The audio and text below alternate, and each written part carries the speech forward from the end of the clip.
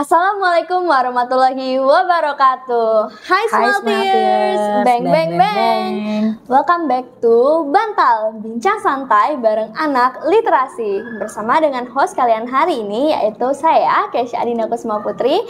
Kali ini kita sudah kedatangan narasumber yang hebat dan berprestasi banget. Beliau adalah Miss Feralia Eka Putri MPD. Ya. Nah, Miss Feralia Eka Putri ini juga biasa dipanggil dengan sebutan Miss Puput. Iya. Nah, beliau ini mempunyai banyak sekali prestasi. Sampai kayaknya ini saya harus baca ya, Miss. Banyak banget. Miss sendiri selain dari guru penggerak Angkatan 7, Miss juga adalah guru pamong PPG Daljat di LPTK Universitas Sriwijaya dari tahun 2021 sampai dengan sekarang. Iya. Saya itu training of trainer pandu digital Kominfo RI pada tahun 2021. Iya. Sekretaris Aksi Sumsel alias Asosiasi Guru Sejarah Indonesia dari tahun 2021 sampai dengan sekarang. Iya. Dan juga di sini Miss adalah anggota komunitas YouTube Sriwijaya dengan singkatan KYS, anggota komunitas Heritage Palembang Walk, Iya. ketua Kapsah di Unsri, dan pandu digital batch merah Kominfo RI. Wow, banyak banget ya prestasi dan aktivitas Miss. Iya. Kira-kira gimana sih Miss cara Miss membagi waktu antara mengajar sama aktivitas-aktivitas Miss yang banyak ini, Mas? Iya. Sebenarnya saya ada 5. Enggak. Ya, makasih Kay. Iya, jadi saya itu memang senang bergerak ya. Karena kan bergerak itu menandakan kita hidup ya. Jadi ya bagi waktu ya, yang pertama skala prioritas. Jadi yang mana yang paling penting, iya, Mas, ya? benar. Jadi dibikin skalanya yang terpenting apa sampai akhirnya yang mana sih waktu senggang. Nah, waktu senggang itulah dibikin produktif sebenarnya. Oh, keren banget ya Miss di antara Gabutnya gabut. gabut yang berprestasi Miss. Nah, ya. itu. Nah, terutama waktu Covid kemarin sih. iya, rata-rata tahun 2021 Miss ya. Jadi Covid banget tuh.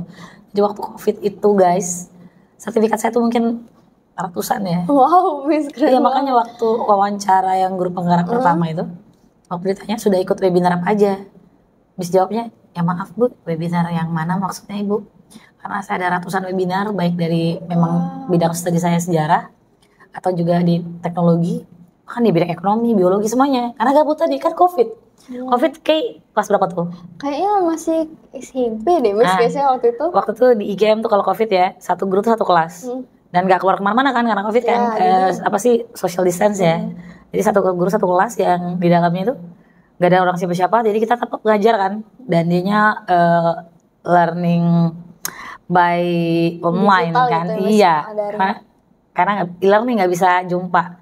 Nah disitulah gabut itulah muncul banyak banget ternyata ada hal seru yang belum saya coba. Oh, jadi dari kayak kejadian lockdown itu misalnya ada manfaatnya juga. Iya benar banget. Ya makanya. Nah Miss, kira-kira kan Kesha tadi lihat tuh Miss banyak banget nih prestasi kayak jadi ketua IKAPSA gitu. Oh iya itu.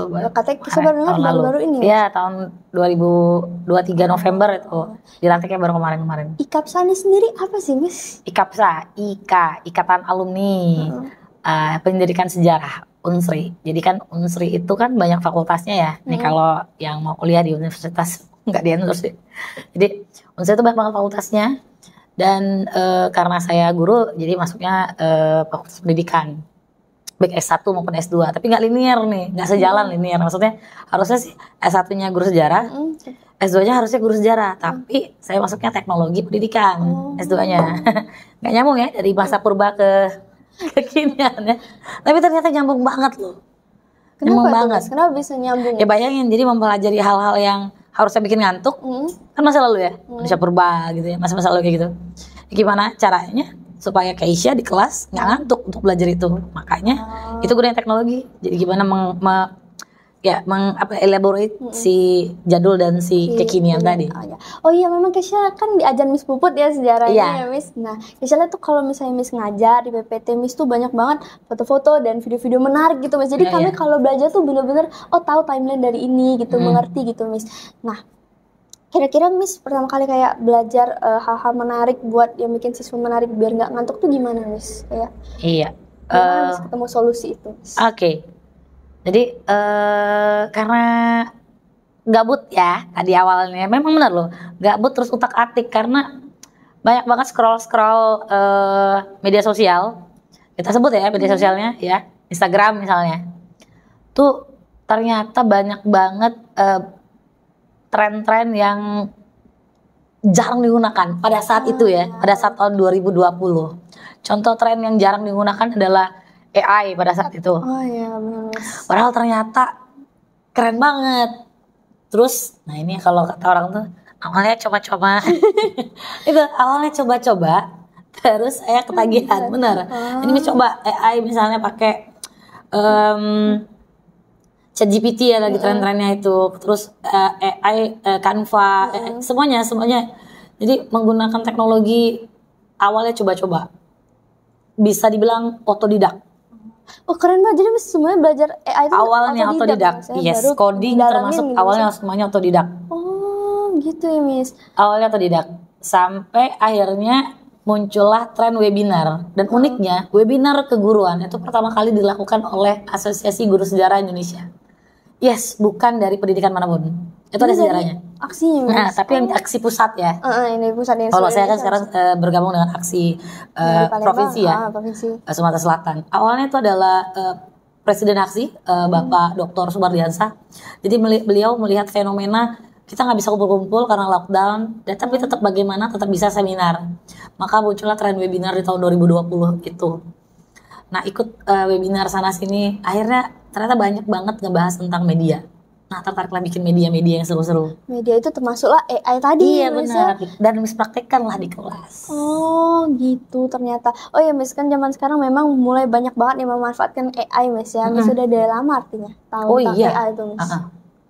Artinya Miss pertama kali nyoba AI itu Miss coba apa gitu kan? AI itu macam-macam ya. Ada misalnya kayak di Canva, ada misalnya Perplexity sama ChatGPT yang lebih ke teks, ada yang gambar. Nah, kalau Miss awal-awal tuh nyoba AI yang kayak gimana Miss? AI yang saya coba tuh ya Canva pertama kali. Sama testing coding, kayak coding cara membuat website. Ternyata kalau dulu kan bikin website tuh kayaknya susah banget misalnya. Kalau nggak lulusan IT nggak mungkin kan, hal itu tuh kayak impossible ya. Ternyata gue yang non IT expert gitu kayaknya gue yang basic lah, amatir. Dasar waktu itu tiba-tiba ada salah satu aplikasi yang bisa bikin website sendiri. Itu kan harus WoW banget gitu kan. Nah itu tertarik tuh. Jadi lalu baru ke Canva.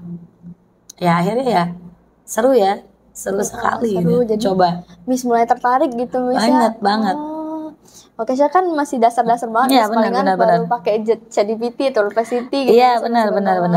Dan zaman sekarang tuh AI tuh udah bener-bener berkembang dari yang bisa generatif gambar, ada juga yang AI yang untuk cari jurnal gitu. Banyak banget. Dan itu bener-bener keren banget. Jadi menurut Miss sendiri nih, sebenarnya perkembangan AI ini positif atau negatif sih Miss untuk kita zaman kita sekarang ini Miss? Iya.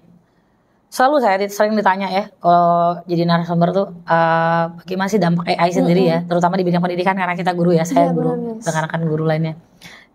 Yang namanya teknologi itu selalu seperti dua sisi mata pisau ya. Ada yang positif, ada yang pasti negatif. Itu pasti ya. Layaknya koin ada dua sisi ya. Pasti ada positif negatif, dan hal yang paling positif ya jelas ya dengan adanya AI kayaknya mudah semua ya. Bahkan ngetik aja tesis, skripsi, karya ilmiah tinggal live transcript, tinggal ngomong doang dia akan muncul gitu. Dan udah ngetik itu lalu kita akan buat dia menjadi paragraf dan diambil intisarinya dan lain sebagainya, itu mudah banget.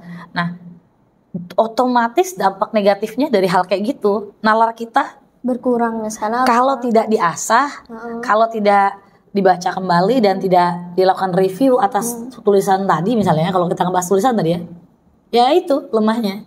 Karena lemot ya bahasa anak sekarang ya. Lola, loading lama ya. Nah itu pasti tuh. Itu dampak yang paling horor. Karena mereka taunya cuma jadi gitu. Misalnya nggak dicek lagi, nggak dipelajari lagi. Bikin jadi makalah gitu kan.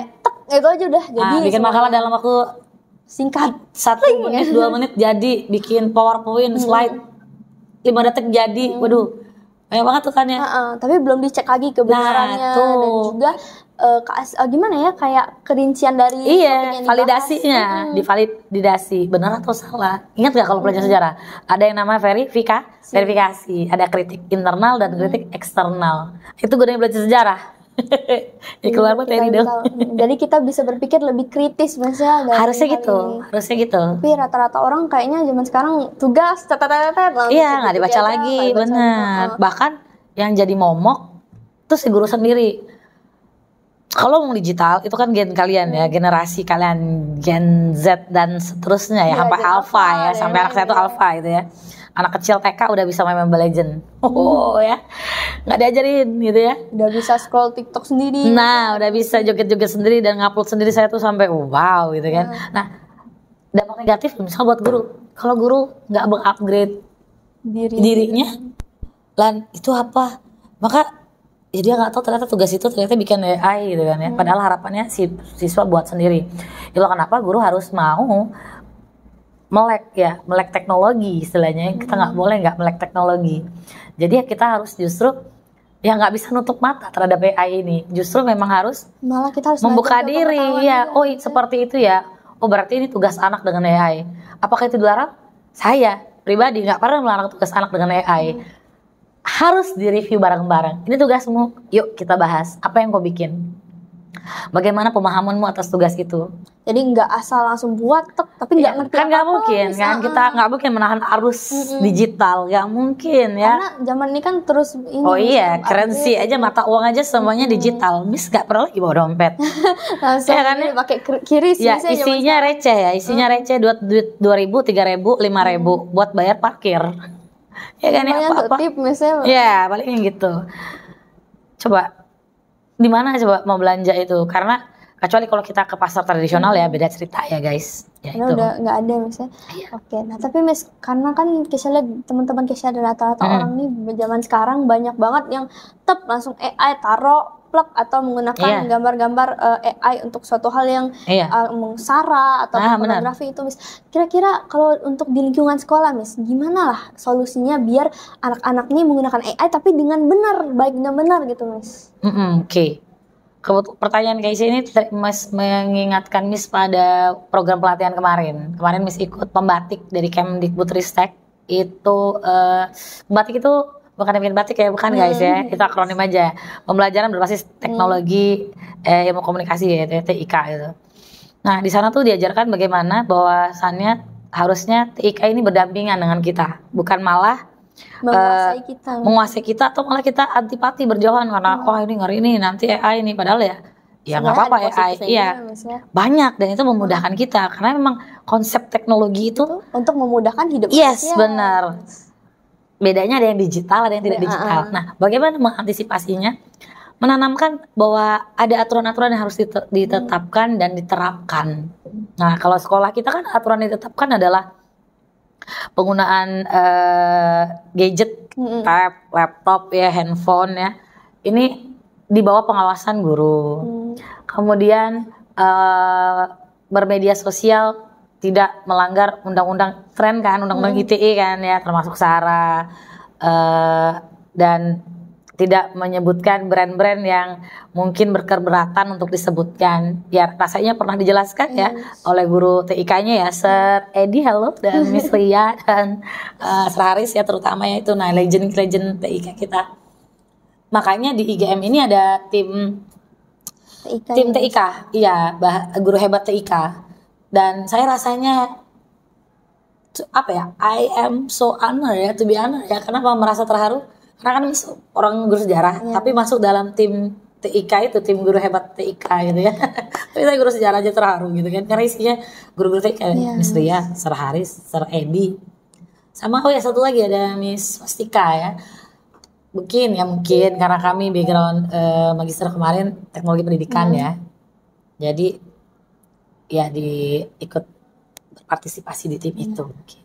Seperti itu. Keren-keren banget Miss, soalnya prestasi Miss rata-rata teknologi. Dan saya lihat juga moto Miss tadi tuh yang apa sih, sejarah teknologi dan sejarah itu berhubungan gitu Miss ya, karena teknologi itu kan ada sejarahnya di baliknya kan, kita dari zaman purba akhirnya sampai ke zaman yang digital gini Miss. Iya benar. Nah, kira-kira Miss, untuk mencapai prestasi seperti yang Miss tadi itu banyak banget. Kira-kira tips and trick buat teman-teman kita yang nonton saat ini nih apa Miss? Biasanya kan mau tapi tidak ada semangat Miss, walaupun gabut Miss ya. Iya. Tips triknya. Itu yang pertama tuh hobi. Yes. Hobi tuh nggak bisa bohong ya. Kita tuh melakukan apa yang kita suka. Definisi hobi kan gitu, melakukan apa yang kita suka. Dan temui hobinya. Tahu dulu hobinya apa. Even mager tuh hobi loh. Mager hobi gimana Miss? Serius, mager tuh hobi kan. Orang malas rebahan. Apakah selama rebahan itu hanya guling-guling menatap langit-langit? Gitu? Kayaknya mikir lah Miss ya. Nah, pasti selama rebahan itu ngapain ya? Minimal pegang handphone ya nggak sih? Nah, kalau memang pegang handphone itu bagian dari hobi, coba hobi apa yang bisa membuat kalian upgrade diri gitu. Kalau memang megang handphone, coba lihat aplikasi apa sih yang sering dibuka. Even memang suka e-sport ya. E-sport itu kan kalau kita profesional, luar biasa ya. Itu bisa dapat uang banyak. Oh iya. Ini udah M5, M6 ya sekarang ya. Mau M6 ya. Ya, saya tahu itu karena kita anak TK tadi ya. Anak saya banyak yang udah pada tahu misalnya. Nah, jadi kalau saya karena saya suka tadi, jadi yang saya lakukan itu adalah berani mencoba. Mencoba dulu deh. Gagal itu kan ya biasa aja sih. Toh nggak rugi kan, apalagi sifatnya free ya, gratis ya. Berani mencoba. Jadi yang pertama itu kita berani mencoba.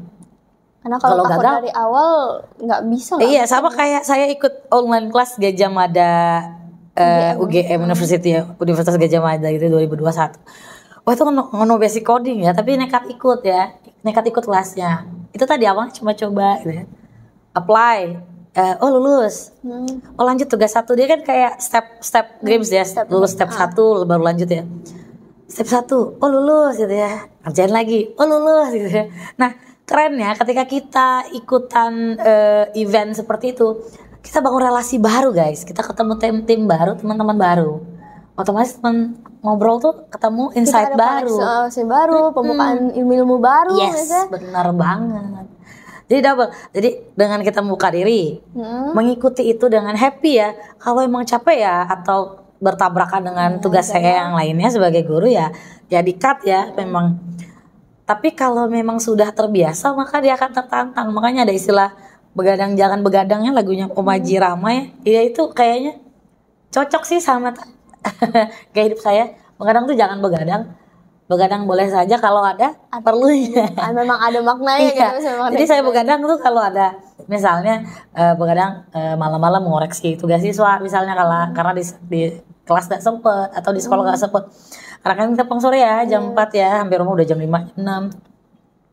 Kayak misalnya disebutin guru pamong, itu kan dimulainya sore gitu, kadang-kadang malam baru ngoreksi tugas mahasiswanya gitu. Jadi ya memang ya time management yang nomor 1 ya, time management nomor 1. Kalau nggak sakit ya kita kalau nggak menjaga kesehatan. Benar. Jadi ya memang kerjain hobi dulu deh, hobi, membuka diri, bangun relasi dan kalau masalah dapat juara itu bonus sebenarnya. Bonus itu doang. Dari yang kegiatan kita sedang kita lakukan gitu ya. Jadi memang dari awal tuh kita udah harus mengenali diri sendiri terlebih dahulu dan apa hobinya? Tahu hobi kita dalami dan baru kita buka relasi primis tadi. Iya, karena nanti ketemu teman-teman baru. Keren banget. Gitu deh. Oke. Semoga tips-tips and trick ini dan juga bahasan kita tentang AI tadi bisa dimanfaatkan oleh teman-teman kita yang menonton kali ini ya. Oke, jadi pembahasan tadi itu sangat amat menarik ya guys. Banyak ilmu dan info-info yang kita dapatkan dan tips and trick dari Miss Puput bahkan. Nah, tapi sebelum aku tutup podcast kali ini, kira-kira Miss sendiri ada nggak pesan dan kesan bagi teman-teman kita yang menonton, terutama siswa-siswi SMLT IGM?